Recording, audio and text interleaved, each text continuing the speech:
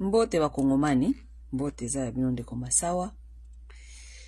Bon, toso la muke makambu ezoleka na mboka. Ok? En tout cas, courage pende zate, parce que ça fait presque ba jour, na on la pena biente. Oui, oui.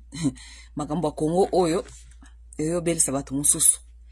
Batu mingi pe ba beli pona makambu ya Congo oyo, je vous jure. Bon, courage penza.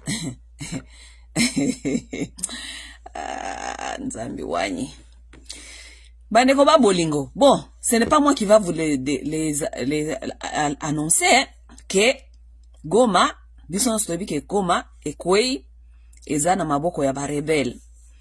Nenge zali boye n'importe quel temps Sud Kivu, Bukavu ekokipe kokweya parce que nenge tozoyoka déjà ba rebelle ba encercler Sud Bukavu. Ok? Bon. Titan ba koma na Bukavu, ça veut dire que baleka kit na bazamba nyonso bakalehe, baleki ou je ne sais pas quoi pi.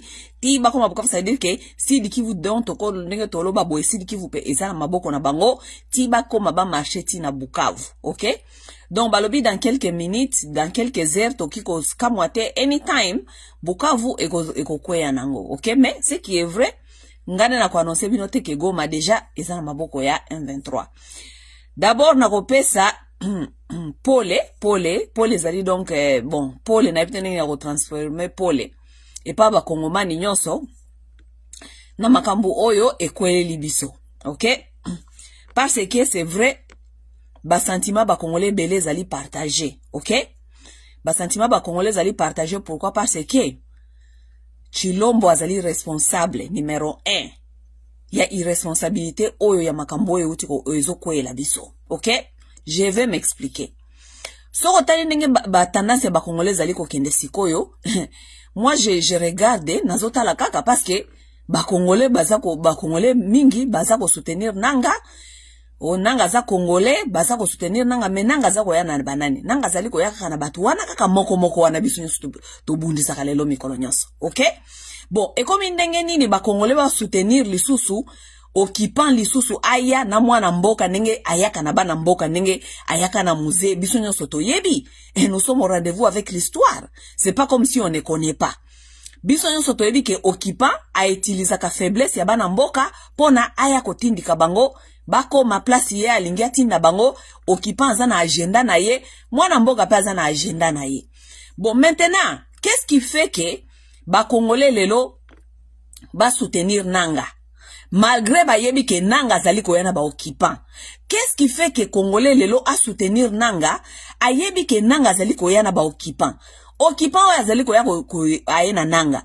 Est-ce que occupant ayeka kana gentillesse ayeka ko servir bino kaka bilia na golden plate? Non, on doit se dire la vérité.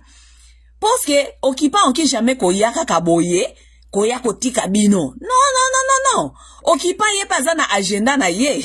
Agenda na ye, il faut bo yo kanana occupant bo ye ba ke ye pe azana agenda na ye. Bino boza na agenda na bino ye pa azana agenda na ye. Ngana koya na bino tina okomisa bino kuna me ngai pe na kozwa nini. OK? C'est ça la question. C'est une bonne chose. Ba o bolembi Chilombo, eza bien bolembi Chilombo. Mais toza la paix na mayele ya ko tuna ba vraie question. Bolembi Chilombo yango bozali ko soutenir nanga. Oui, parce que beaucoup de gens ne sont pas en train de soutenir nanga parce que nanga zali héros, parce que nanga koela bango changement, parce que nanga nde aye ko sauver bango, parce que nanga je ne sais pas quoi. Non, la majorité des Congolais qui sont en train de soutenir nanga ezali parce que balembi Chilombo. Oui, c'est ça la vérité des choses. Bon, est-ce que moi je dois blâmer les gens parce que balembi Chilombo? Non, nako blâmer batute pour balembi Chilombo. Mais est-ce que ceux qui Congolais alemba ki Chilombo te? Est-ce est-ce que Congolais nga qui soutenir nanga na ba occupant baya lisusu? Je ne pense pas, ça c'est la vérité des choses. Ceux qui te montrent vraiment na situation oyo irresponsable mutoyen na problème onyo sezali Chilombo. Les gens vont venir nous dire les histoires de longtemps. Oh, moni, eza Chilombo te zalaka Kabila nde ayaka. Non, mes chers amis, écoutez, il faut nous arrêter avec ce genre de discours. Pourquoi pas c'est que la raison pour laquelle Chilombo salaka soi-disant opposition, c'est parce que balinga kite nengeni ni Kabila zaki ko gérer mboka. Yango wana mutakenda ka opposition. Soko ke opposition parce que ou bien oye ko sala opposant pona obenga na régime o eza wana sur place, eza parce que tu n'es pas d'accord avec leur façon de gérer le pays. Lorsque tu n'es pas d'accord avec les façons dont les gens gèrent le pays, ça veut dire que yo okoye la biso programme oyo eza malonga pona ko gérer pays. Boko ye ko ebisa biso te mikolo nyonso ke Chilombo mtazali ko gérer pays, mais bo banda ko betela ko soba masolo ya kala. O Kabila moni Kabila nde asalaki Kabila oui Kabila salaki mabe. To boite to yebi to bilan Kabila yango to bundisa Kabila longwa. Mais to bundisa Kabila te pona boya ka kopesa kabiso ba excuse Kabila. To bundisa Kabila parce que bino boye la biso solution na makambu Kabila zalaki ko sala te. OK? Ok, donc, on y va. Responsable numéro 1. Ya makambo ezali koleka siko ezali Chilombo. Parce que Chilombo zalaka na opposition. Chilombo a eu makambo nyonso ndenge zalaki. On lui fait même passer des vidéos. Ya ye ya kala. Na ba revendication na ya kala. Makambo zali koloba ya kala. Oyo tanga komi na pouvoir. Asaleli ata eloko moko te. Ok? Revenons à l'histoire ya nanga. Ba Congolais siko bazali partagé. Le pays est divisé. Boki ko bundisa monguna te, boki jamais ko mona clair na makamuni bozali ko sala te tant que toza déjà na kati ya division. Voilà situation oyo Chilombo ayeli biso. Toza na kati ya situation oyo ba Congolais bakomi ko applaudir bakomi ko applaudir banguna bayakaka tangu tokoma na Kinshasa tokoyeba makambu tokosala. Bayakaka nani akomi si Congolais na niveau oyo Congolais ti andima monguna. Eza Chilombo. Il est responsable de ce qui se passe pour l'instant na kati ya Congo wana. Chilombo est responsable. Parce que Chilombo a maltraité les Congolais. Chilombo a divisé les Congolais. Toza siko na kati ya mboka oyo tozo koyoka na te division telmeza na kati na biso. Monguna a utilisé faiblesse wana ya division pona aya ko kabola lisusu ba Congolais poazo ba Congolais mususu na kote mususu alors que soki toza ki divisé te. Monguna ko ko tate soki toza ki divisé te. Ndesiko biso ni sototie maboko to bundisa Monguna. Mais to bundisa Monguna ndenge nini parce qu'il y a des Congolais qui sont frustrés avec histoire ya Chilombo. Ils veulent voir Chilombo partir de force ou de gré na n'importe quel prix, même si baye na banguna. Voilà là où nous en sommes. Chilombo, oyo ezali makambu ya Chilombo. Chilombo aza irresponsable. Moi ce que je pense dans nakata situation oyo. Nakata situation oyo, nous on avait même plus le temps. Est-ce que toza na temps ya ko réfléchir makamba Chilombo? Chilombo devait démissionner. Je ne sais même pas pourquoi ce monsieur-là, il est encore là. Toyebite pourquoi Chilombo azana nouana. Chilombo a démissionné. Le monsieur doit démissionner parce que dans son bilan de 6 ans qu'il a déjà fait, et là, comme on a malongé zalité, Chilombo n'a fait que diviser les Congolais. Diviser les Congolais. Il a niati unité nationale, a soumé l'unité nationale, il s'en fout de l'unité nationale. Ngana bande, tant que Chilombo abandi makambune oyo, ya ko favoriser tribalisme na mboka oyo. Moi, j'ai commencé à dire depuis longtemps. Je faisais des vidéos. Je disais à mes frères Baluba, bozo komona makambo bozali ko dimela Chilombo asala, et ko tournele ba Congolais mabe. J'ai demandé au mes frères Baluba, je disais, basala ka politique te na tetu, basala ka politique te na tembe na arrogance, te basala ka politique ndenge wana te. Un vrai politicien asala ka politique te na arrogance. Un vrai politicien asala ka humble. Parce qu'il faut étudier Batozana Bango, il faut connaître qui sont tes ennemis, qui sont tes amis, comment il faut contrôler même tes ennemis, tout ça. Non, Chilombo ya bandiko finga biso d'abord biso moko ba Congolais. Chilombo bandiko finga biso toza bandoki, toza je ne sais pas quoi, toza ba jaloux, ba tuyanzala, tout ça. Biso aza ko finga biso, ake ko zwa muninga na ye soi-disant frère na ye ya sika. akomi Kagame. Wana nyonso les frères Baluba voyaient ça. Bozala komona nenge Chilombo azako finga bana mboka. On n'a jamais vu un président qui insulte ses propres, donc bana ya mboka na ye moko azako finga bino.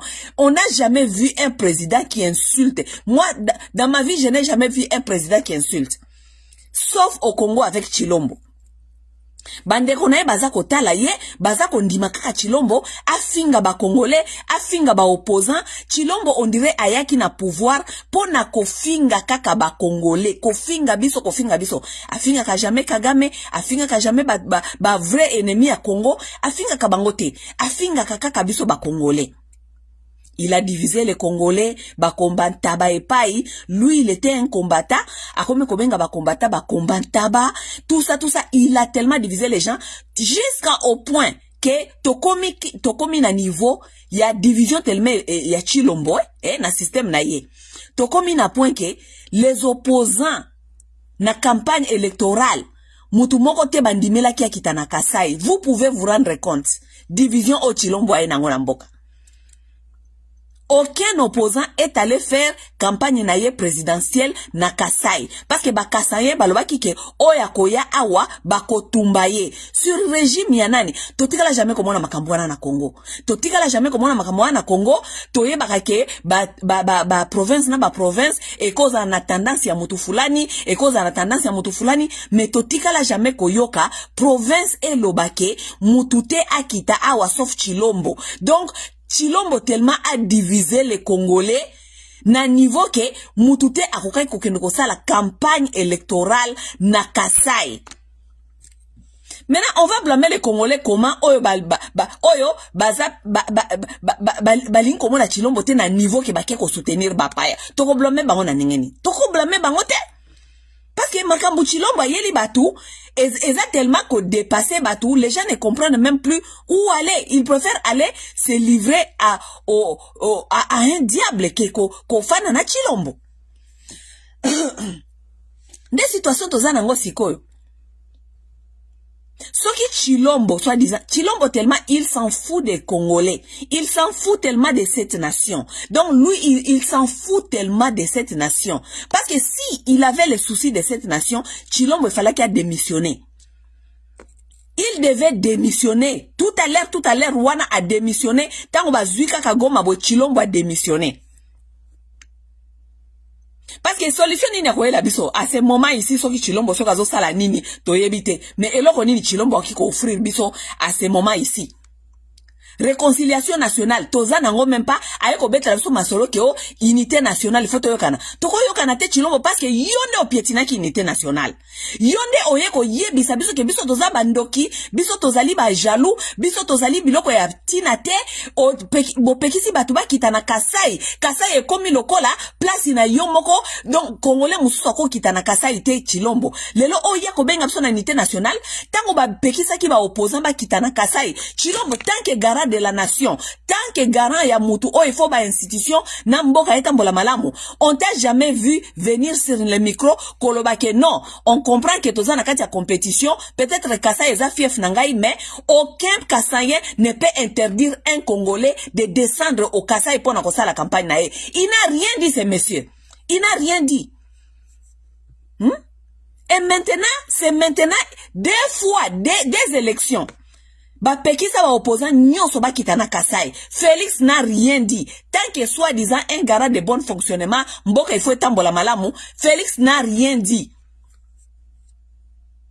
Lelo, tango biso toza koloba makambuana, toza koloba makamboyo.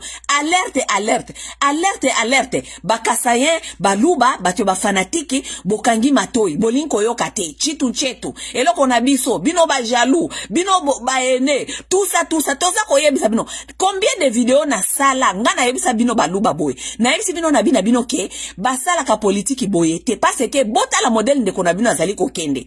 Bota la politique ba sala kako, il faut koza na misu ya komona. Soko tali à l'extérieur. Allié ya Chilombo, Bazawa. Qui sont les alliés de Chilombo? À l'extérieur, qui sont les alliés de Chilombo? Chilombo n'a pas des alliés. Chilombo n'a pas des amis. ata sedeki wana tokende ko mikoti saka na kati sedeki yango pe bakoma na bango ko baye biso. Qui sont les alliés de Chilombo? Moi, j'ai demandé cette question tout le temps. Les alliés de Chilombo de dehors, akeko miko tsape na East African Community, kuna balinga kayete. Akeko ko tsape na East African Community, yo keko ko tsape na East African Community, oyebi ke batu wana nde bazali penda ba aina, oyo balizo kolinga kolia Congo, bango wana bafali na East Africa. Ake kuna koti si Congo kuna na East African. Batu na yete. Bino nde banani boko kiko peksanga na sale loko na kata Congo. Donc, Félix azu Congo loko la eloko na ye mututa kiko ye bisa ye quoi faire. Tant que ezali mboka na biso nyonso, biso tozali komwe na danger, Chilombo s'en fout, il joue avec le Congo comme si c'était Baki na ye. Okoye bisa ye loko te. Bande kona ye fo batelema. Oh, non, boza ba jaloux, botika ye. Siko biso tokolo beloko te parce que biso toza ba jaloux. Yango totiki na biso tozo kotala makambaza ko sala. Nanga ye wana zali ko ya bolingi to sala nini. Congolais moko te ko telema. Moi je vous avais demandé qui sont les alliés de Chilombo dehors. Ba alliés bazalité. Tokeiti kokomisa totiki Congo Brazzaville donc atika biso akende kokoma amia ya Rwanda. Tala sikoto makambo ekwei ata Congo Brazzaville est-ce que monsieur Sassou Nguesso a sali ata déclaration Sassou Nguesso a sali déclaration mon côté parce que nani Sassou Nguesso koto sala déclaration et là c'est déjà message na trop clair, il n'est pas avec nous. Sassou n'est pas avec nous, mais n'oubliez pas que Sassou avait déjà donné des terres aux Rwandais. Les terres wana bakosa kibiso ke Barwandais bakosa la bilanga wana mais ezali base militaire à Barwandais apesi bango base militaire parce que bayebi ke anytime bakoki kokota place wana bakoti pe Kinshasa tangu bazoko Sassou azako pesa Kagame nani mabele wana toza koganga wa mikolo nyonso bango bazana kata ba feti bisonde ba jaloux bisonde tolingi Chilombo te tozolo batolobi makambu oyo salami na Congo Brazzaville. Yango Ukraine ekota nani comment on nini Russe bakoti bitumana na Ukraine likolo yaba espace donné aux ennemis. Tozoko yebisa batu oyo bazana pouvoir. Botela makambu ya Congo Brazzaville wana eza makambu minene. Bazoko linga koyoka te. Bazoko kende ba feti, bazako benga so ba jaloux, tozako yokela Chilombo jalousie, azako lata ba US tourne, toza ba jaloux, po Chilombo azako vivre bien. Les gens qui conduisaient les pays donc bazako gérer mboka na buzoba na immaturité donc na buzoba na notoyoka te. Soko yebisi bango likambo, oh boza ba jaloux. Soko yebisi bango likambo, oh boza ba jaloux. Siko nani aza jaloux siko awa parce que mboka ya ngwana eza na maboko ya ba rebelle. Nani aza jaloux? Qui est jaloux? Parce que Chilombo na bino koti siko maya, koti ndako toyebi te makambo ni aza kokanisa pona mboka. Qui est jaloux? Nani aza jaloux siko? Sassou aza kolobelo côté. Ça veut dire que Sassou aza na ena bisote, Sassou aza na ba massa ne ba Rwandais, asi apesa ki bango déjà terre, anytime soki babi na eke, est-ce que tokoyo otika ba hélicoptère na biso wana nini, eza terre déjà si apesa ki bango.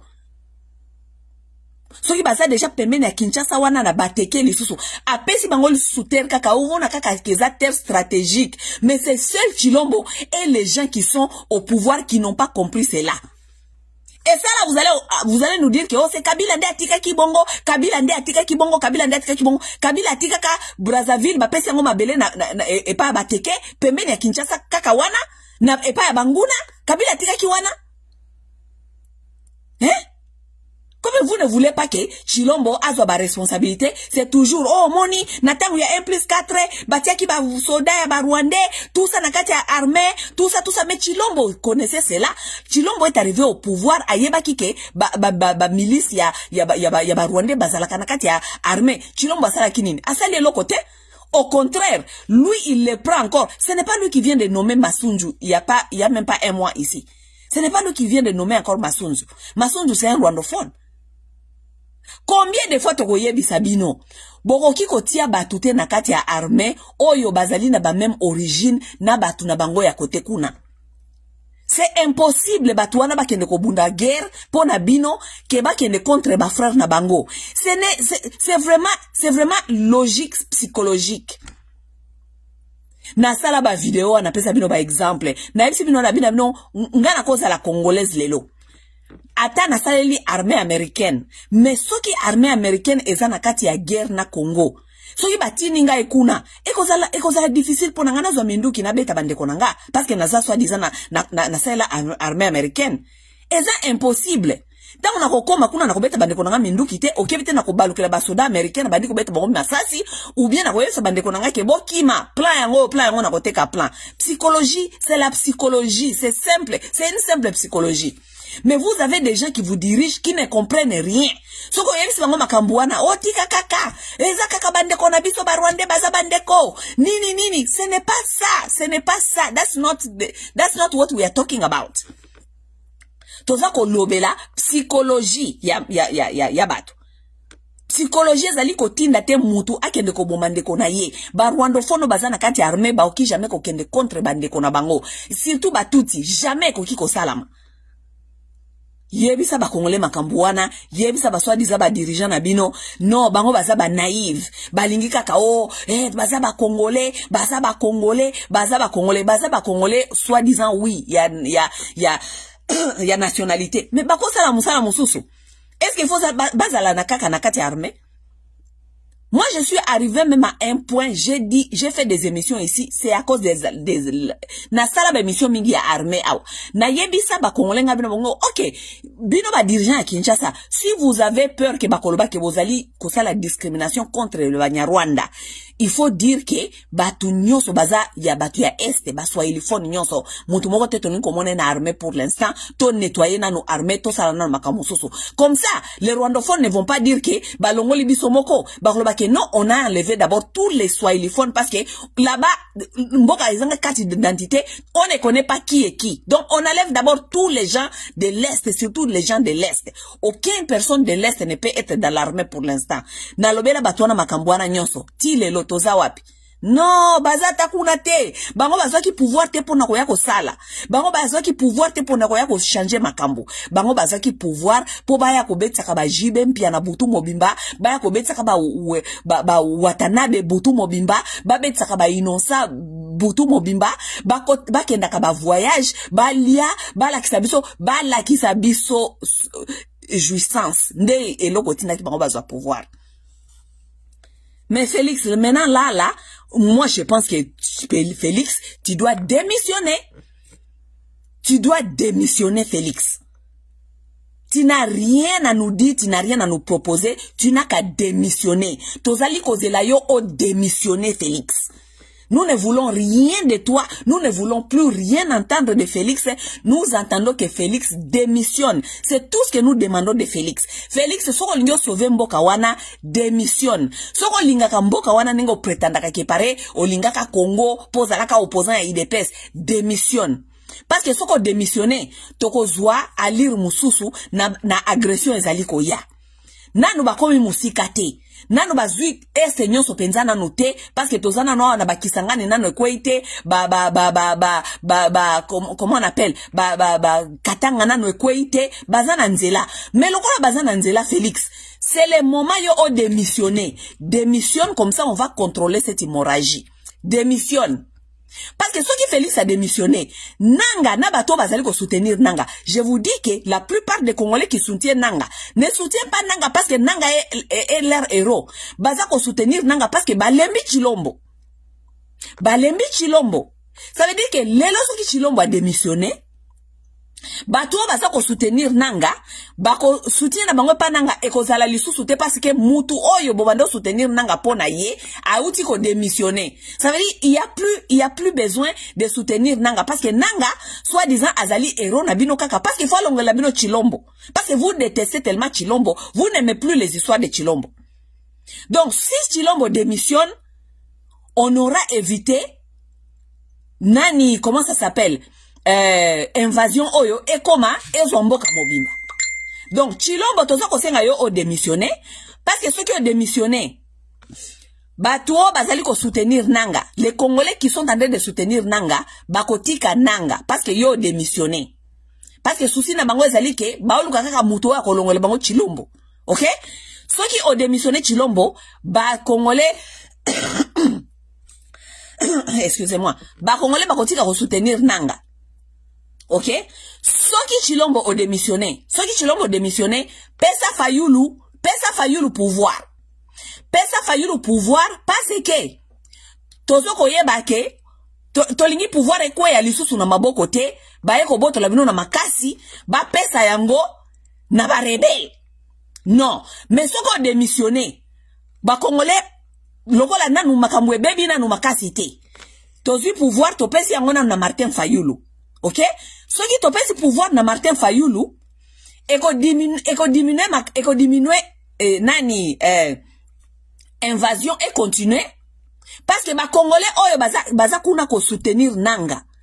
Ba kotika ko soutenir nanga po ba ebike mutu mususu azui mwana mboka azana tête toke nanu ko sola na Martin Fayulu to abandonner na makamwa nanga parce que nanga pe azali ko yape na ba Rwandais. Ba kotika. Ça veut dire que on aura sauvé quand même situation. Chilombo démissionne.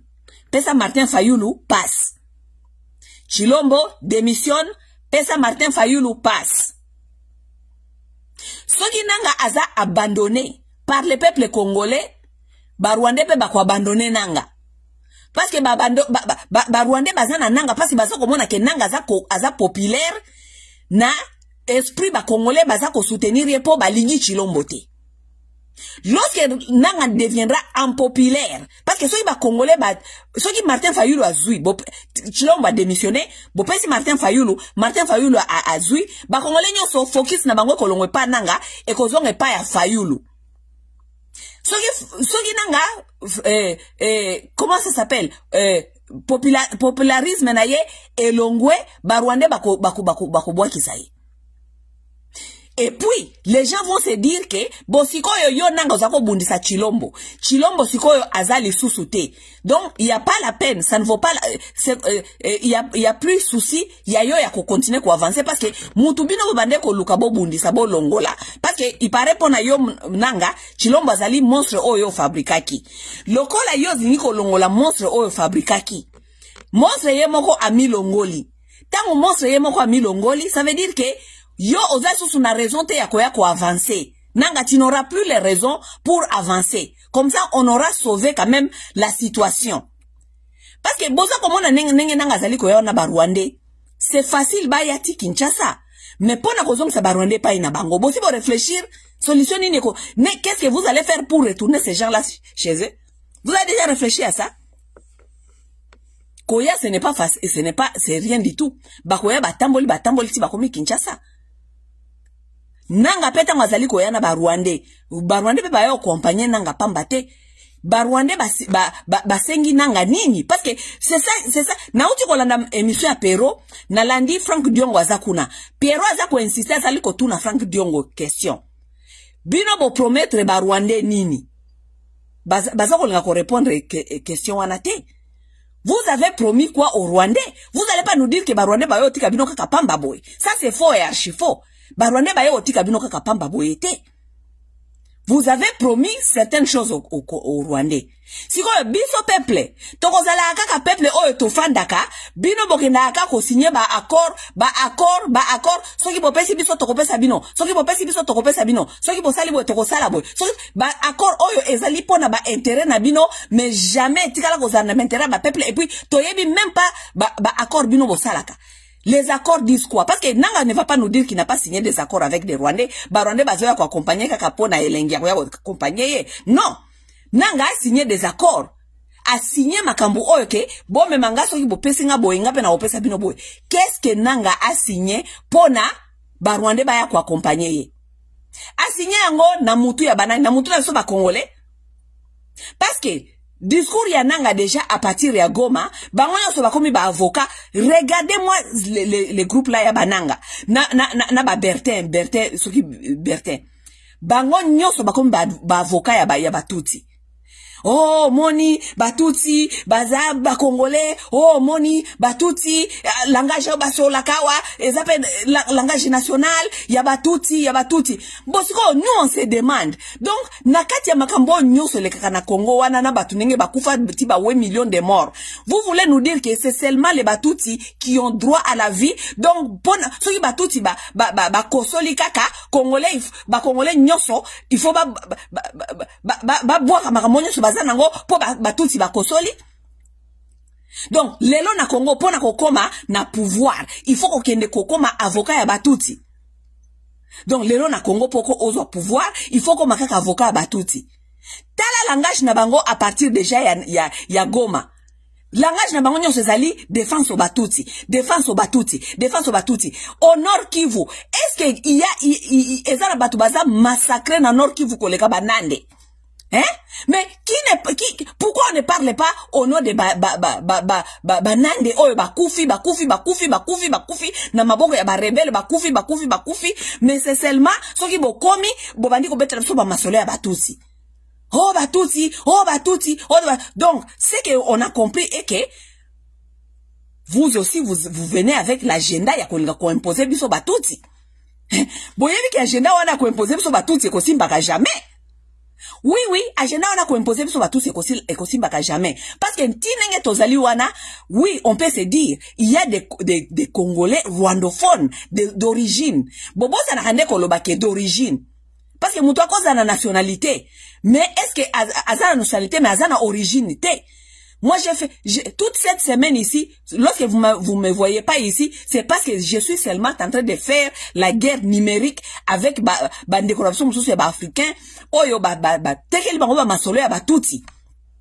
Nous sommes là en train de défendre ba masolo oyo batusi bateki babiki biso tozoko nga ko boma bango po baza batuti tout ça. Donc nous on était dans des pages des gens pour expliquer na ba Zimbabwéens, ba Sud-Africains ko expliquer bango makambo za ko leka na kati mboka na biso. Na uti ko expliquer kuna nga na lobike il y a une très grande beaucoup de gens ne comprenaient pas. Na ba page ebele kuna bato ebele ba comprendre makambo na expliquer bango sikoyo. Babi, oh, my sister, we didn't understand this part. Now we understand. Ngana expliquer bango na lobi bango boye. Il y a, bon, ça la très attention, il y a une très grande différence entre la nationalité et l'origine. C'est là où nous devons arriver. Vous ne pouvez pas venir bananga na batu mususu bachisekedi bako boke la kabso ba masoloke les banyamulenge ou bien les rwandophones sont des Congolais sans nous dire que ils sont Congolais par nationalité, mais ils n'ont pas d'origine. Oui, ils n'ont pas d'origine ici. Ils n'ont pas d'origine. Origine, nabango euti Rwanda. Ok? Et lorsqu'on n'a pas d'origine, on n'a pas de terre. Parce que guerre otozali kobunda, ezali guerre ya makambumwa ebele. Ezali guerre ya kolinga ko conquête ya ba terre. Vous avez entendu le président ya Burundi. Président Burundi, les Burundais, ce sont des gens qui ont fait des guerres avec aussi des Rwandais, qui se connaissent bien par l'histoire. Le président Évariste, comment il s'appelle? Évariste quelque chose, non, réfléchir. Évariste, à l'objet que le Rwanda doit cesser de faire des conquêtes. Il a bien dit. Pourquoi Ndayishimiye a lobby que le Rwanda doit cesser de faire des conquêtes? Parce que c'est ça la guerre. La conquête des terres. Mutu moko te atikala ko yebisa ba rwandophone ke ba rwandophone wala bazalaka wana na Congo ke baza ba congolais bazonga epai na bango te. Mutu moko te atikala ko yebisa bango bongo. L'État ne leur a jamais dit que boza ba congolais te bazonga epai na bino. Non. C'est que nous, on a toujours souligné de dire que ce sont des Congolais de nationalité. Ce sont des Congolais de nationalité, mais ce ne sont pas des Congolais des origines. Ça veut dire qu'ils n'ont pas de terre ici. Ils ne peuvent pas chercher à falsifier l'histoire pour na kolinga komi pesa ba kombo, ya ba montagne ya batu, comme ba mulenge, tout ça pour na kolinga ko s'approprier na terre. Soki bazana besoin de terre. Terre batu bazwa kango na mbambate. Soki bazana besoin de terre, baroki ko solola et comme un dialogue national. Bakei kune pa ya l'État, balobi boko lukela biso mabele. L'État atalika na bango, tokomi biloko wana nyoso na kati archive. Les Congolais qui ont des origines rwandaises voulaient qu'on leur donne la terre. Et le pays a consulté, on a fait des dialogues et tout. On a trouvé une terre quelque part là où on peut peut-être leur donner. On a peut-être rendé, Congolais toko réfléchir. Mais boya ko imposer bisote que baza ba Congolais, baza na terre, bo pesa ba terre. Non, ils n'ont pas de terre au Congo. Ils n'ont pas de terre parce que ils n'ont pas d'origine congolaise. Baza na ba origine congolaise te, baza na ba terre te na Congo. Que ça soit clair. Ne venez pas commencer à nous imposer, nous dire que le Kinyarwanda, c'est une langue congolaise. Non, le Kinyarwanda, c'est une langue rwandophone et burundais. Oui. Ça peut se parler au Congo. On ne dit pas que ça ne peut pas se parler au Congo. S'il y a une communauté de rwandophones qui sont au Congo, ça peut se parler au Congo. Mais il ne faut pas venir nous dire que c'est une langue congolaise. Non, ce n'est pas une langue congolaise. Le Kinyarwanda, c'est une langue rwandaise et burundaise. Les tribus Hutu et Tutsi se trouvent que leur origine se trouve que au Rwanda et au Burundi. Ok? Donc, boya kako sala kate, koluka pouvoir, kokene ko se lié na ba démon ya mboka, po bino bo luka pouvoir à tout prix. Bango pe ba luka conquête ya ba terre, bazo luka conquête ya ba terre, ale bo sangani, bo banda ko ya, ko présenter biso ba agenda, bo signer ba papier nini to yebite parce que modèle bo yé déjà na ba agenda na bino wana, bo komi ko sala advocacy ya ba touti, to si to yebi, on connaît déjà tout ce que vous avez déjà négocié. Parce que tout ce que les tous ils veulent des terres dans l'est de la République. Bakoya ko accompagner bino boité alors que boyoka na bangote bo signer ba contrat bo signer ba papier te ya ko promettre bango ke bakozwa o balingi bino be bokozwa o bolingi. Bolibo bando ko imposer soti o langage wana ezali langage congolaise. Ah! Tala bato. Donc, na Chilombo, na Nanga bango nyoso baza ba escroc. Ah oui. Na Chilombo, na Nanga, bango nyoso bazali ba escroc. Moko na bangote azali po na peuple. Non. Ok? Parce que Nanga, to matato kita, soki Nanga pe a complota kite contre la nation. Po na kopesa Chilombo, pouvoir o eza ya yete. Nanga na Kabila ba pesa ki Chilombo, pouvoir o ezali ya yete. Ce n'était pas à cause ya kolinga bino ba Congolais. Nanga na Kabila ba pesa ki Chilombo pouvoir pona Chilombo a pesa bango oyo bango balingi pe a protéger biloko oyo bango bayiba ki déjà Congo. Chilombo aza lokola sentinelle na bango, Chilombo a protéger Kabila na kati ya kingdom na ye wana a construire ki ya kinga kati Kabila afanda arenye. Chilombo aza lokola sentinelle na ye. Chilombo atika Nanga apesa ki ba minere kuna soki ba montagne ba mine kuna na orientale kuna apesa ki ba montagne kuna a exploiter nenga lingi tangu Nanga balongoli ye steak na munoko balongoli ye ba botoli ye ba mine o yaye ba pesa ki ye lokola au détriment des Congolais bo pesa Chilombo pouvoir a détruire na ba Congolais talibisote tant que Nanga zali ko sala aza ko sala ba mining na kuna za ko bimisa ba or ba diamant ba coltan ba pesi ba mining si Nanga se retira ka kenda na kuna Nanga s'était retiré il est parti là-bas est-ce que tant bino bozako souffrir bobando ko makambo Nanga te tango Chilombo azali ko bebisa mbongo peuple azali ko souffrir peuple azako lela bobando ko yoka Nanga telemi azako lo makambo Chilombo il ne disait rien. Nanga telemi bandiko lo makambo ya Chilombo kaka tango babotoli ba mine babotoli ba mining na ye babotoli kwanga balongoli steak na kati ya munoko.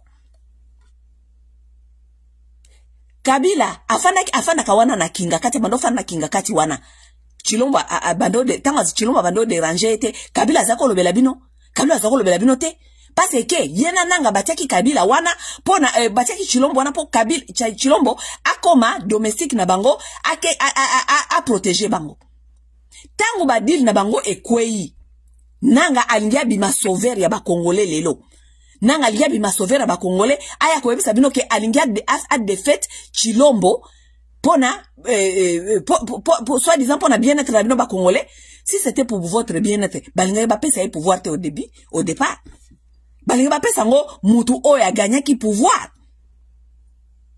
Oui, balingi bapesa ngo mutu aganyaki pouvoir.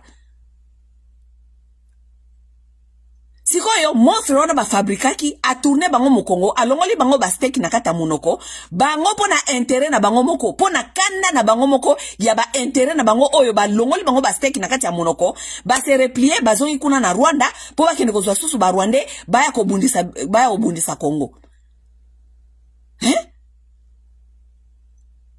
Mais Congolais sikoyo lokola azali coincé entre Nanga na Chilombo azoko yeba lisusu te asala nini. C'est ça la vérité des choses. Nanga n'est pas en train de revendiquer pour vous parce qu'il vous aime. Parce que Nanga c'est déjà un problème. Parce que Nanga a déjà parmi les problèmes il y a un commencement. Parce que ceux qui Nanga pensent que Chilombo pouvoir tendelelo toza wate. Ils ont comploté contre la République. Baki ne kopesa Chilombo pouvoir alors que babi ki Chilombo azali incapable, azali incompétent pour baeba ki bako ye Chilombo baki ko utiliser n'importe comment, n'est-ce pas? Nanga se retira ki azali kuna na bamini na yazo sala bamini na ye kuna bo bande ko yoka bandolo belabino asolo belabino te biso tuzaki mikonso soko loba makambo ya Chilombo tuloba makambo ya Chilombo nanga tikala ko loba makambo ya Chilombo asolo loba makambo ya Chilombo te tita mbaboto le bamini ta babotoli nanga bamine nanga na kanda ya bamini na ye babotoli ye nanga azana problème personnel na Chilombo azana kanda personnel na Chilombo qui n'a rien à voir avec les Congolais azana kanda parce que babotoli ye bamine ba place naza ki ko liela ba place naza ko zwa bakwanga na ye babotoli yango. Sikoyo, ce qui est vrai là, il faut botu na Nanga. Nanga po akende pa ya ba Rwandais. Ye ba kende ba Rwandais ba ya ko ya na iti suki na Kongoti na Kinshasa. Ye Nanga il a promis quoi aux Rwandais? Il les a promis quoi? Donc on va na kata mboka boye lorsque quelqu'un a sepeli na ye ake Rwanda ake kuna signé ba contrat na ye au nom du peuple. Au peuple a yebite na kaya Nanga to yebi makambo Nanga te parce que Nanga azo bundela biso te Nanga ke ko bundela ba mini na ye ba kwanga na ye ba longole na kata munoko. Nanga ba longoli ba kwanga na kata munoko Nanga ke ko signer ba contrat na Rwanda au compte des Congolais. Nini a promettre Rwanda ngana yo to yebite. Metofandi wana Nanga ya kaka. Oui Nanga okuko ya kaka. Nanga ko ya kaka ti Kinshasa.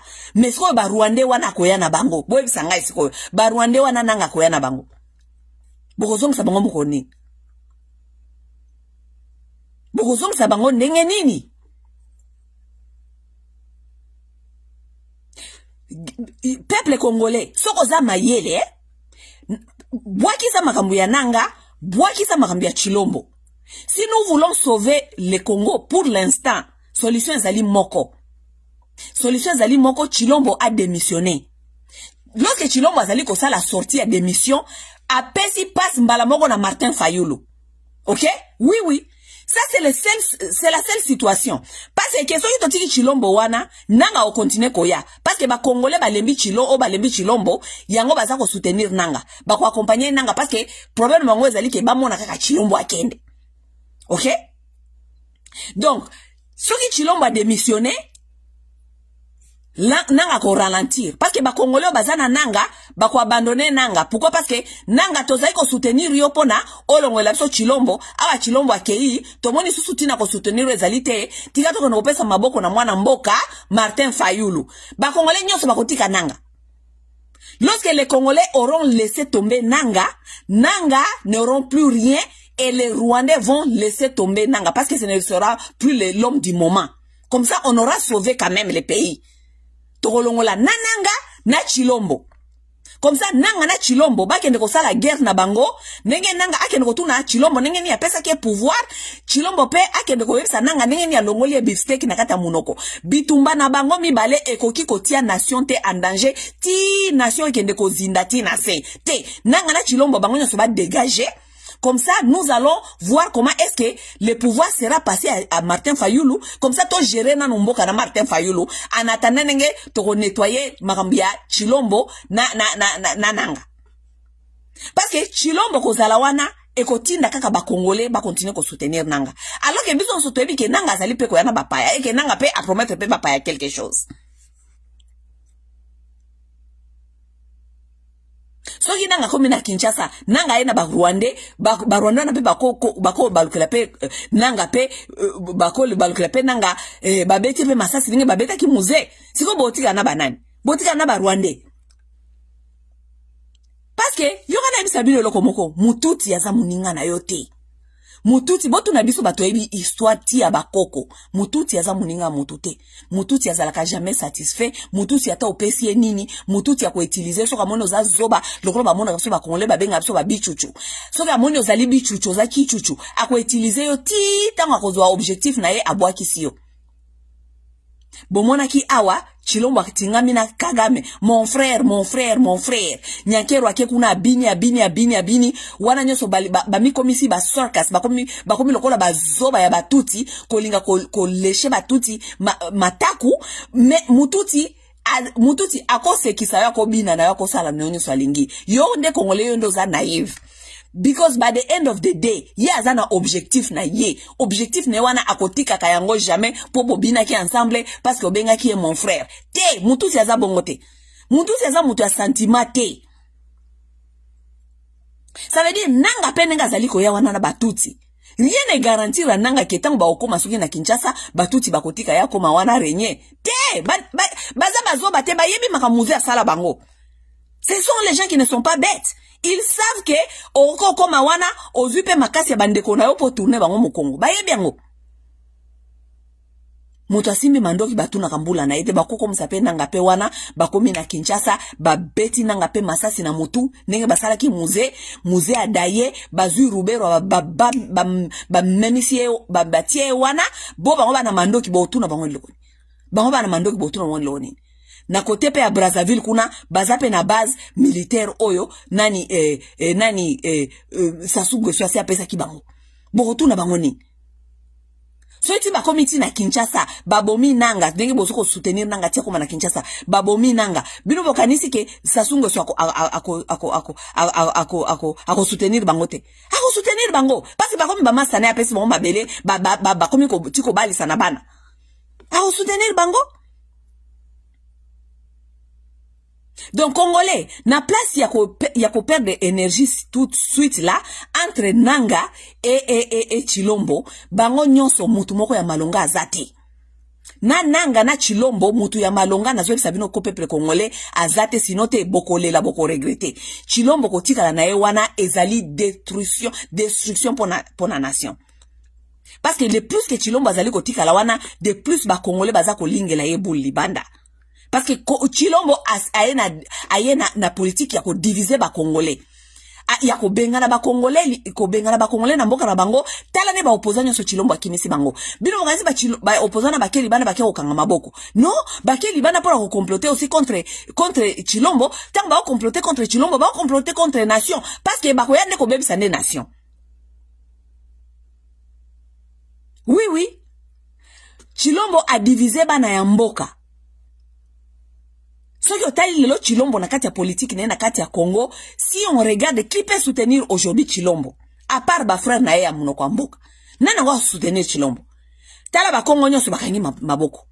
Tala ba tunyoso ya este kuna na ba Swahili phone nywana nyoso, bango nyoso babi baoze na bango kananga po balembi Chilombo. Oui. Tous les gens là, les swahiliphones là-bas, sont en train de dire que Balembi Chilombo, vraiment, vaut mieux nanga. Mais je te dis que ce qui Chilombo a démissionné, tous les gens là, des swahiliphones que vous êtes en train de voir, bakoti kama rambia nanga, bakendo soutenir mutu mususu. Parce que problème on va Chilombo, balin comme on a Chilombo te. Tous les swahiliphones là ne veulent plus voir Chilombo. Balin comme on a Chilombo te. Alors, ils peuvent se comploter avec n'importe qui pour pas kolongo la Chilombo. Bangala bakangi bango pe maboko parce que bemba zo kosa Chilombo bemba zo kende kuna swadi zake ko recruter mutute kuna personne ne va aller mourir pour Chilombo parce que Congolais nyonso aza conscient, la majorité des Congolais savent que Chilombo c'est un tribaliste. mututa ko ya ko salisa Chilombo pona Chilombo aya ko komisa bango ba esclave ya vie soit disant ko changer ba constitution mutu moko pete a ko pekisa ye bla bla bla bla. Personne ne va soutenir Chilombo, personne ne va soutenir Chilombo. Donc toza sikoyo na buzo ba Chilombo lokola mututa ko soutenir ye parce que yende a affaiblir unité nationale. Donc tokota la kaka bwendenge mboke zali ko kende. Pourquoi? Parce que Chilombo azali wana et que unité nationale ezali affaibli. Non, non. Nous devons dire à Chilombo de démissionner. Maloba nyonso efo na munoko ya Congolais pour l'instant pour sauver la patrie. Chilombo doit démissionner. Il démissionne. Il donne le pouvoir à Martin Fayulu. Comme ça, soka pesi Martin Fayulu pouvoir, mututa ko imposer biso lisusu nanga na ba Rwandais. Parce que ngana yebi ke tango nanga okoma na Kinshasa ba Rwandais ba oboma ye. Ngana yebi bongo. Donc, personne ne viendra encore nous imposer Nanga et ses Rwandais et leur agenda. Personne. Chilombo dépose, démissionne, donne, les Congolais, nous avons choisi, au Pesana, nous Martin Fayulu. Pesa Martin Fayulu pouvoir, Martin Fayulu aeba ko gérer crise oyo, ba Rwandais ba rekilena no baso ngepa ina bango, Nanga, yepa kitisa motema nenge Chilombo botoli yesoki ba mini na ye, Chilombo pe alongwa place nanga tiaki wana parce que nanga zo kanisa ke lokola ngane na saki Chilombo donc ngai ngape na kuko longola ye ba longola ba tala na kati ya situation oyo ce sont seulement des gens qui se battent pour leurs propres intérêts à peuple congolais na kati wana ezalité intérêt à peuple congolais na kati wana ezalité. Que ça vienne de Nanga, que ça vienne de Chilombo, intérêt à peuple congolais ezalité. Ezali Nanga na Chilombo bazali kobunda. Alors, biso, nous devons sauver la patrie de ces deux messieurs-là. Nous devons demander à Chilombo de démissionner. Démissionne Chilombo. Longola, zongi sela biso, pouvoir na biso na maboko. Tokopesa ngona Martin Fayulu a ko gérer pays pour l'instant comme ça yona nanga bolu kanenge ni bokono sisa ba bêtise na bino ailleurs on en a rien à foutre. Pour l'instant là on ne peut pas donner le pouvoir à quelqu'un qui vient là-bas de Baswahilifone tout ça on donne pas pouvoir pour l'instant et ko ke na maboko ya ba lubate parce que boye bake na saki vidéo il y a pas longtemps je vous ai bien expliqué que même dans le Congo maintenant to comme na problème ya ba tribalisme o ezali ko kende à l'extrême ya ba luba na ba katange. Vous comprenez? Oui to comme na extrémisme wana entre les baluba et les katange. OK? Et lorsque nous parlons de Katangé, parce que les Katangé fait partie des Baswahiliphones, lorsque les Katangé vont chercher quelque chose, ils vont influencer tous les gens là d'autres Baswahiliphones. Ba Katangé bazana facilité à influencer tu as province orientale, bazana na capacité à influencer tu as Nord Kivu, Sud Kivu, Maniema, tous ces gens là de Swahiliphones. Donc, pour l'instant, pouvoir est quoi qui n'est pas Moulouba te, pour l'instant, pour sauver la patrie. Bolongo la pouvoir on a maboko ya Moulouba wana. Bolongo la pouvoir na maboko ya Baswahili wana. Na surtout ba Katangé. Parce que, batubaza derrière makambia nanga, isa ba Katangé. Na ba Kivusien. Ba Kivusien baza derrière makambia nanga, parce que, ba Kivusien ba lembi Chilombo, Chilombo aele bango ba état de siège baza kuna bazali ko souffrir baza ko kima bafani nakati ya ba kare ba réfugié yangwana ba kivusi balingi lisusu Chilombo te. En même temps ba Katangé pe balingi lisusu Chilombo te parce que Chilombo atindi bandeko na ye kuna bafina ka ba Katangé matama. Vous comprenez? Chilombo atindi ba Kasayen na Katanga pona ba piller ba Katangé babotola ba Katangé ba espace na bango ba fina ba Katangé matama. Donc les Katangé sont en guerre avec les Baluba. Donc pouvoir pour l'instant nanga oyo azali accompagné par batuaza ko accompagner nanga ba Kivusien et la plupart des Katangé. Ba Katangé wana bolinga te batu baza derrière nanga chikata na bino baza derrière nanga. OK? siko ekomi combat ya baluba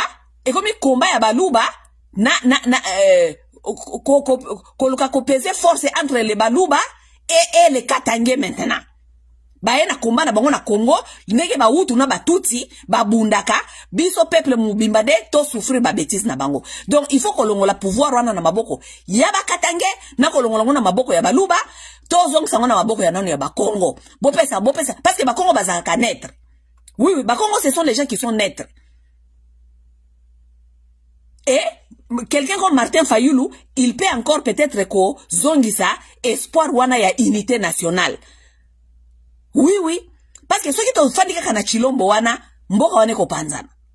Ceux qui bon lobi bozongisa maboko et pas ya nanga ba partenaire na ye eza ba Rwandais na Joseph Kabila.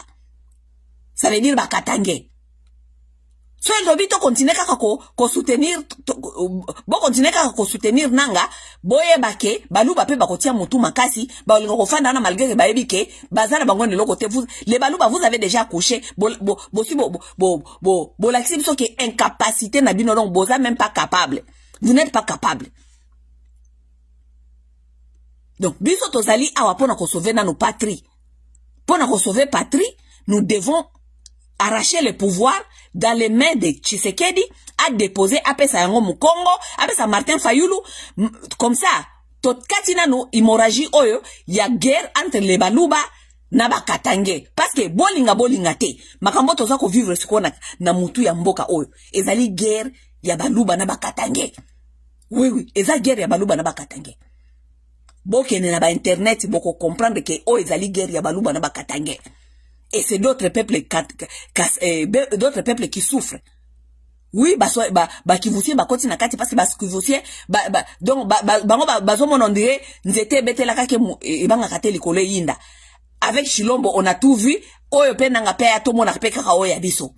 Vous comprenez? Chilombo démissionne. Tu n'as plus rien à nous donner, tu n'as plus rien à prouver aux Congolais. Démissionne Chilombo. Des langages éthiques pour les Congolais. Pour sauver la patrie, Chilombo doit démissionner. Lorsque Chilombo démissionne, Nanga va reculer. Parce que Nanga osana chouate, osana soutien te ya Congomani. Parce que Chilombo a démissionné, oyo ye monstre ye azali ko promettre batoke, akoya ko défaite, akoya osa la défaite ya monstre.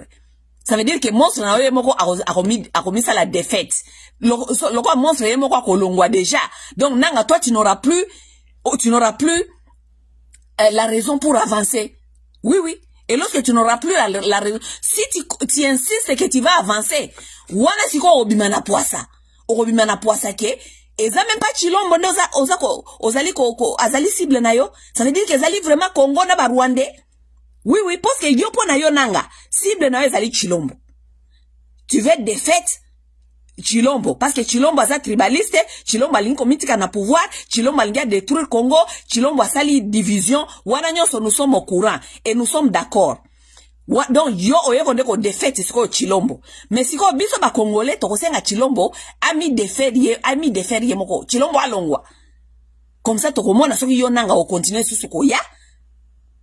Parce que si on continue koya, ça veut dire aux agenda mususu. Loko la aux agenda mususu lisusu te. Loko la ennemi no ezaki Chilombo. Donc, tokolongolo Chilombo. Comme ça, yonanga, orekile, biso to sauver patrie. Parce que mboka otozana weza kaka moko. Tokolinga te to bandaka ya kubakisa ka ba problème ba Rwandais likolo mutino so aye, soit disaye ko sauver biso, aye biso ba Rwandais, na kati ba meeting na bandi ko imposer biso ba Rwandais, na kati ba meeting na bandi ko imposer biso, oh il faut ton dimaka ka ba Rwandais, il faut ka ton dimaka ka Kinyarwanda sali monoko ya mboka na biso, tout ça tolingi angote. Oui, tolingi angote. Wane zaki lite ya pete. J'espère que le peuple congolais o azana mayele, azana conscience, a comprendre que solution moko kaka siko ezali apona biso to sauver patrie. Chilombo démissionne. Pesa pouvoir na Martin Fayulu a ko gérer comme ça nanga reculer na batu na yeba kende, comme ça on n'aura plus cette guerre ya ba Congo botie na kati ba Congolais bao balinko soutenir Chilombo, bao bazali ko soutenir nanga. On n'aura plus ça. On aura à gérer le pays d'une autre manière. Ok? Bozela. Vous comprenez ce que je suis en train de vous dire? Tozali susu na eloko mususu. Parce que guerre oyo ya Congo est comité guerre régionale. Vous avez vu les messieurs, les présidents de Burundi. Le président de Burundi, Ndayishimiye, a sa déclaration de guerre. Si vous ne savez pas, les gens qui n'ont pas compris, ce que le monsieur là vient de dire, c'est une déclaration de guerre pour abengi ba diplomate. Abengi ba tunyonso, a expliqué bango makambweza kolekana kati ya région. Azui bango a témoin, comme communauté internationale. A esi bango abino bango ke bango bako se laisser faire te. Ezali déjà warning. Parce que tant au Burundi et comme ça la déclaration de guerre officielle, bolo bateke boye ba kite. Maintenant, je vais vous expliquer quelque chose. Nous avons eu des dirigeants au Congo qui sont venus soi-disant qu'on gérait biso. Les gens qui sont venus qui ont trouvé ces mêmes problèmes-là. Parce que si le lonenge tozali, menace na biso ezalaka, côté à Est, Rwanda, Uganda contre Congo. N'est-ce pas? Soki Burundi, boyoki Burundi aka ko bunda wana, Burundi aka ko bunda te po bundisa ba Congolais. Je vous ai dit ça plusieurs fois. Burundi aka ko bunda te po alingo bundisa ba Congolais. Non. Soki Burundi aka okota na Congo, ezali parce que Burundi ayebi danger ya Rwanda na Uganda. Rwanda na Uganda bazali na agenda na bango ba créer Empire Ima na Est de la République. Est wana nyonso ba ekoma Empire Ima. Alors, Empire Ima qui est composé par un pouvoir de nilotique, de Tutsi. Ils ont essayé ça plusieurs fois, même qu'on a fait tomber Burundi. Parce que Burundi est allé géré par un Bantu. Bango balingi ba Bantu na pouvoir te. Balingi ba Hima. Balingi ba Tutsi na pouvoir. Alors, Burundi qui connaît bien l'histoire de cette région. Burundi a moni danger. Burundi a yebike, soki ba meki kaka kozwa, Est de la République. Ça veut dire, et comme aussi sur contrôle ya Hima. Sur contrôle ya Hima, Burundi a kotikala, donc, et kozala kaka avec un peu de temps, pour Burundi pe a disparaître. Ba longola Burundi wana yepe, et longwa, sur contrôle ya un muntu, ba pe sango ba Hima. Comme ça, penda donc ba komi sa penda ba Bantu, ya région na ba vrai esclave na bango. Wana de agenda. Lorsque vous avez des dirigeants à Kinshasa qui ne comprennent pas l'histoire problématique de cette région, qu'est-ce que vous voulez? Boyoki discours ya Ndayishimiye. Eza différent na Chilombo. Parce que ce que l'on dit discours ya Ndayishimiye, on peut comprendre que le monsieur connaît de quoi il parle. Il connaît de quoi il parle. Il connaît l'histoire de l'invasion de Hima. Il connaît. D'abord, c'est historique. Et ça, histoire oebanda de Yabakoko. Avant même ba pays wana et comme ba nation. Et ça, histoire yaba invasion, na ba invasion ya Hima. Yango yoki Ndayishimiye a lobby, on ne va pas laisser Rwanda continuer à faire la conquête. Parce que c'est tout ce que le Rwanda a toujours fait. Des conquêtes. Qu'aucun de place qu'on m'y infiltré, qu'on boma batu, bazu place. Qu'aucun de place qu'on s'infiltrer, babomi batu, bazu ba place. Qu'aucun de place qu'on s'infiltrer, nous, les gens de l'Est connaissent ces histoires. Ba pays comme ba Burundi, ba yebi makambo na nyos. Mais vous avez des gens qui sont venus au pouvoir, les gens comme les Chilombo, aye na ye wana, ayebi histoire te, mais alinga gérer conflit. Chilombo, oko gérer conflit à Est nengeni lorsque tu ne connais même pas l'histoire de l'Est.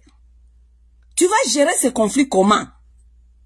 Yango moni Chilombo aye, abandi neko bina binana, abandi ko bina binana na Kagame, mwasi na abandi ko bina kuna na Kigali, babandi ko bina binana bango, babandi ko bengisa babandi ko fungola ba frontière, ba fungola soki ba airline, ba fungola parce que Chilombo n'est pas au rendez-vous avec l'histoire.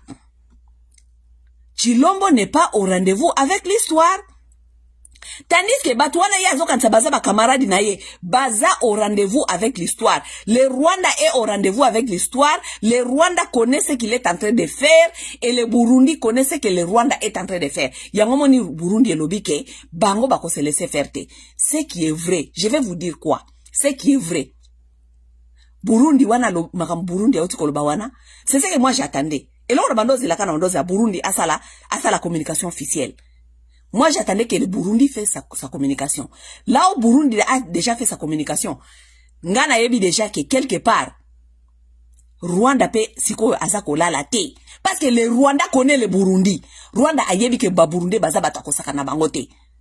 Oy babenga ka the last man standing. Hein? Burundi aza mutako sakana na yete. Ce sont des guerriers Hutus. Vous avez vu ce que les Hutus ont fait au Rwanda? Vous avez vu ce que les Hutus ont fait au Rwanda, non?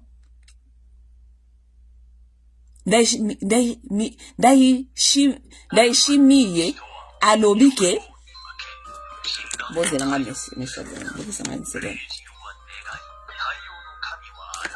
Daishimiye alobike bako se laisser faire.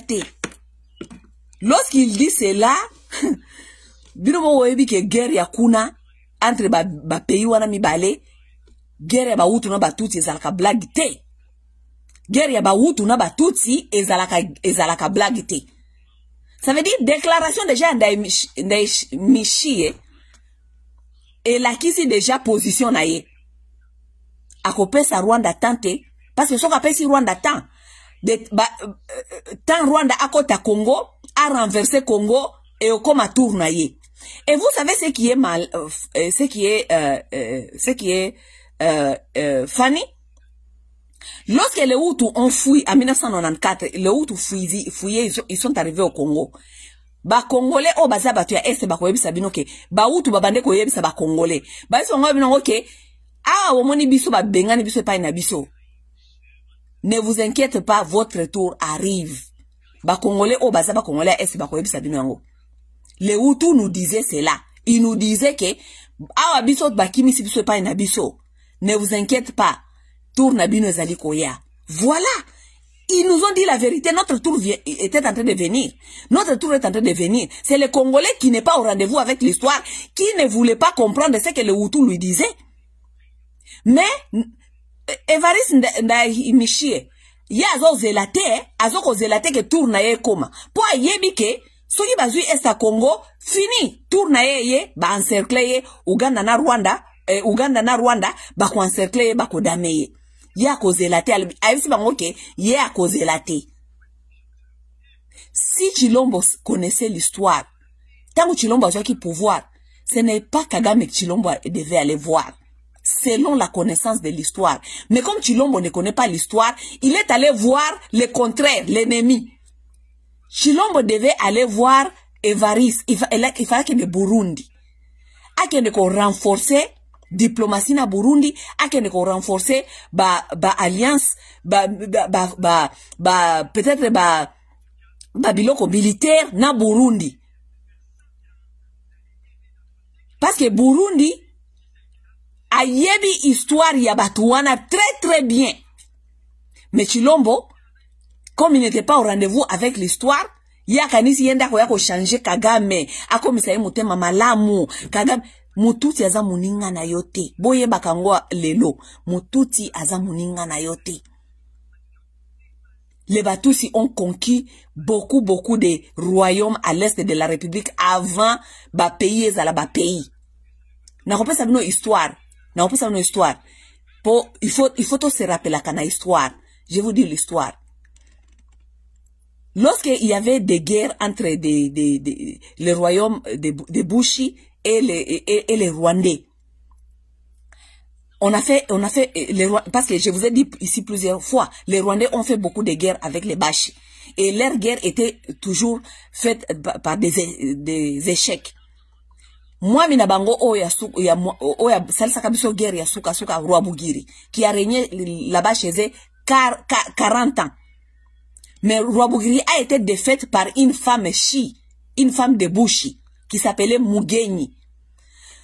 Mugenyi a landa Rwabugiri, a katisaye Ruzizi, babetaye Michali Rwabugiri a kufa. 40 ans, yako bundisaka bamushi. 40 ans yako bundisaka bamushi. Mais lorsque Mugenyi a fait la guerre avec Rwabugiri, Mugenyi était au Kabare. Bato bayebo. Ba Congolais pe boyebi histoire te. Mugenyi azaki na Kabare. Mais Kabare zali parti ya Royaume Shi. Ngweshe pe zali parti ya Royaume Shi. Alors batu ya Ngweshe na batu ya Kabare nde batiana ki maboko bakei ko bundisa Rwabugiri, tiko boma Rwabugiri. Mais vous savez ce qui s'est passé? Il y avait un Mwami là-bas na côté Ngweshe, comme un Mwami Ngozaki nani. Ok, comment il s'appelait les Mwami? Je vais me souvenir des noms bientôt. Les Mwami là, on lui a infiltré avec des femmes. On lui a infiltré avec une femme. Bosi bobomi Mwami ya batu. Ba infiltré bino na mwasi yozu mwasi ya Munyarwanda obali lisusu otie wana. Vous savez comment est-ce que le Mwami là avait perdu sa vie? Il a perdu sa vie parce que la Rwandaise, la Munyarwanda est allée appeler ses frères na Mbutu Moko. Abengi ba frère na ye baya kokote la Mwami na kati andako, baya kokote la Mwami na kati. Donc mutu a planifié baya koboma mobali na ye. Oui, oui. A planifié baya koboma. C'est pourquoi je vous dis que ye Tshisekedi mutu azako linga kosala, azako linga kosala, soi-disant amitié na batutsi. Est-ce que tu connais les Tutsi, toi? Est-ce que toi tu connais les Tutsi pour que nous soyons bon amitié? Oyebi bango, oyebi nenge ba fonctionner. Hein? Oyebi nenge ba fonctionner kate. Mwasi ya Mwami ake ko bengela poisa ki Munyarwanda ake ko bengela Mwami ba frère na ye moko Lirangwe. Mwami wana comme nezaki Lirangwe. Botu na bamushi bakopeta no lisolo ya Lirangwe. Mwami Lirangwe ya Ngweshe. Après Lirangwe na Mugenyi bakimisa baboma Mwami ya ba Rwande, baboma ye bakatisa Ruzizi, baboma ye Rwabugiri. Lirangwe azaki na mwasi ya Munyarwanda. Mwasi ya Munyarwanda alingeli mobali na ye bul. Abengi ba frère na ye bakatisa ba uta Rwanda na butu ba ye kozela Mwami Lirangwe, ba boma Lirangwe. Donc mutu asali complot ba ya koboma mobali na ye moko. Ça ce sont les gens donc Félix pense que qui peuvent être ses amis. Bamushi bobosani bobetelaka ba Congolais histoire ya Lirangwe. Bobosani nenge Lirangwe akufa na infiltration na buzoba na makamero miko linga osala ka ba camarade akenda ko bala mwasa Munyarwanda akenda ko lukele ba frère na ye ba ko bomaye. Les Bashi, vous êtes là? Souvenez-vous de l'histoire de Lirangwe? Aha. Chilombo lorsqu'il est arrivé, il devait aller voir Ndayishimiye, président ya Burundi. Po bangonde bakoyebisa Chilombo histoire historique ya région des Grands Lacs. Bangonde bakoyebisa. Mais Chilombo voulait se faire l'ami, mon frère. Biso toza utala okaka Chilombo. Siko frère ngo lelo bosuki wapi? Hein? Frère ngo lelo yo na ye bosuki wapi na frère na yo ya Mutusi. Bosuki wapi? On est là, on est en train de regarder. Tozo ta nenge makamongo zali ko évoluer. Mais soki muto zali congolais, oza vraiment vrai congolais, oyo lingi to sauver patrie pour l'instant. Pour l'instant, nous sommes appelés à sauver la patrie. Oui, Chilombo azali muta désordre azali irresponsable, mais boko tika patrie te et kende parce que Chilombo, il faut qu'on punisse Chilombo. Te. Tokotika patrie te kende parce qu'il faut qu'on punisse Chilombo. Parce que Chilombo za zoba.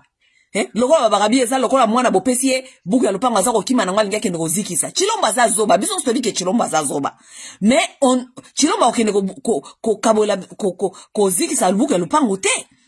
Ça veut dire que nous devons faire la pression à Chilombo à démissionner. C'est tout ce qui doit être dans la bouche des Congolais à l'instant. Chilombo démissionne, on va sauver la nation. Chilombo démissionne, on va sauver la nation. Parce que si Chilombo a démissionné, bato baza ko ya ko landaye kuna so diza ba ko longola Chilombo ye nanga ako ralentir ako yate ako za susu na raison te ako ya longola so Chilombo. Ça veut dire Chilombo démissionne. Tozana Martin Fayulu azali wana akozwa pouvoir akotambusa ngo titangu tokomona ke tozonga na ba élection. Chilombo démissionne. Chaque Congolais doit dire Chilombo démissionne. Chilombo démissionne, c'est la seule moyen nous allons sauver la patrie. Chilombo démissionne. tolingi komona yote tolingi koyoka yote Chilombo démissionne. Chilombo démissionne. Nous voulons sauver la patrie. Chilombo démissionne.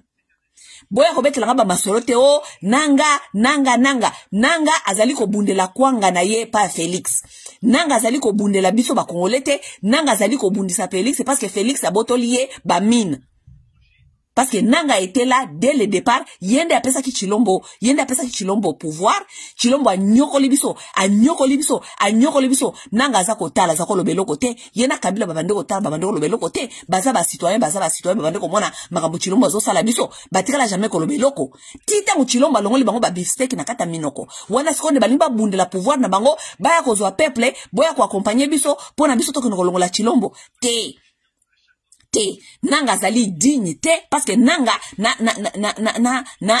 na kabila ndeba pesa ki Chilombo pouvoir wana po anyoko la biso akenge la bango. Oui, Nanga za digne te akoya ko pesa so makambo changement. Il n'est pas digne. Nanga n'est pas digne. Bobo sangate makambo to n'est pas Nanga, Nanga n'est pas digne. OK? Donc nous devons ralentir Nanga. Pour Nanga à continuer il faut Chilombo a démissionner. Chilombo a démissionné, nous allons ralentir Nanga. Nanga a osasuna ba raison te koyebisa so te pourquoi akoyati Kinshasa parce que Nanga oyo so ba Congolais ke ozoko jouer na ba émotion ba Congolais ke okoya ko défaire monstre oyo pesa ki bango.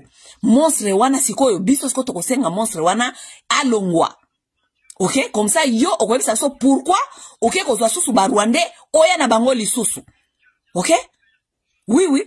Ou bien on expliquer biso ndenge nini yona ba Rwandais boko avancer sikoyo boko mati Kinshasa parce que Chilombo a déjà azali susouté. Si Chilombo azali susouté, tu n'auras plus de raisons pour venir nous défaire les monstres. Est-ce que tu auras encore les raisons pour venir nous défaire les monstres? Il y aura plus de raisons. Ça veut dire que on est obligé on reculer parce que monstre a déjà défaite. OK? Nous n'avons qu'une seule patrie. Et cette patrie là nous devons la sauver. Et pour sauver cette patrie maintenant, tolingi kozala te na kati ya ba guerre na bino, oyo ezoko concerné ba intérêt na bino personnel, qui n'a rien à voir avec le peuple congolais. Nous allons demander à Chilombo de démissionner. Parce que Chilombo, tu n'as rien à nous offrir. Otika ko offrir biso eloko moko ya malonga te, oza incompétent eloko moko ya malongo ko sala susu na mboka wana, ezali te, eloko tozali ko senga yoka ka démissionner pour na to sauver patrie. Solution ezali te bokende Kasai kuna bokende kozwa bana ba Kasayen lisusu ndenge na moni bozwa ko recruter bana ba Kasayen baya kokufa likambo ba yebite mai courant eloko moko te otikala ko jamais kopesa bana ba Kasayen Chilombo eloko moko te olingo ko kozwa susu bana ba Kasayen oya na bango po nanga beta bango masasi pour ce qui est vrai bana ba Kasayen wana ba o baza déjà na front kuna yona na mutu na yo soki yona bemba bo abandonner bango. Bo abandonner bango, bazan e loko te batikala na maboko ya ba rebelle. Boke nanu ko sauver ba wana avant mo na ko recruter ba mususu ko uta Kasai. OK, Chilombo. Bao baza kuna na front oyo bo abandonner kuna. Boke nanu ko négocier batika nanu ba wana, baza bana bato. Bana maboko ya ba ennemi. Bo négocier te ban ke ko zwa bango, bozo ke na Kasai ko recruter ba mususu. Talanga kindoki. Ouais, ça ce n'est pas la sorcellerie. Et puis batu ba para pe ba opesa bana pe ba kende. Ba o baza kuna bo entraîner ki bango. Baza soit disant ba déjà ba militaire. Ba koki bitumbate Chilombo. Ba koki bitumbate parce que discipline ezalité, training ezalité, logistique ezalité, eloko malonga ezalité, bozana ba général, oyo ba mitie na katia koteka ba minéré, bazo sela so ba défilé de mode à la télévision, ba la so ndenge ba lataka, ba la so ba muscle, wana de ba général na yo Chilombo. Ça veut dire bana o keko zwa lisusu wana kuna po ba ya ko bunda lisusu, bolimbo kende ko offrir bango, po ba beta bango masasi ba kufa bana ba kongole ba kufa so likolo na yo Chilombo. Nous n'avons plus besoin que bana ba kongole ba kufa. Pona yo Chilombo parce que bazali mal formé bazana eloko moko te motivation ezate eloko moko te tandis que baninga na yo tango yo zo sala ba fête na ba voyage zo ko gaspiller mbonga peuple baninga no babando préparer déjà bana na bango babi obeta masasi bayebi ko bunda depuis kala Bana wana ba inkotani wana bayebi ko bunda depuis kala. Bayebi ko bunda depuis bauti kuna na bauti à partir déjà abakoko na bango déjà bayebi ko bunda. Bauti kuna na ba Uganda kuna bauti ko bunda bayebi ko bunda. Sima yo ndiozwa mwana moka zaki neko lala kuna soki na bujimai aliaka ba fufu aliaka biente aliaka soki baliaka kuna bujima baliaka suku tumbwa le susu te parce que bambwa bazala susu te. Kuna ba bujima bakuma kolia bara. Bana wana nde oliozwa oya kotia bango liboso ya ba inkotani ba boma bango lisusu. Non. On n'a pas ce temps-là ya kobomaka bana bato Chilombo. Démissionne Chilombo. Démissionne. Non, démissionne. On n'a pas besoin de toi. Démissionne parce que oyi marambozali ko sala te. Démissionne Chilombo. Tout Congolais doit demander à Chilombo de démissionner parce que nous voulons sauver la patrie. Chilombo démissionne. Chilombo dégage. Chilombo dégage. C'est ça. Comme ça, on ralentit Nanga. Merci.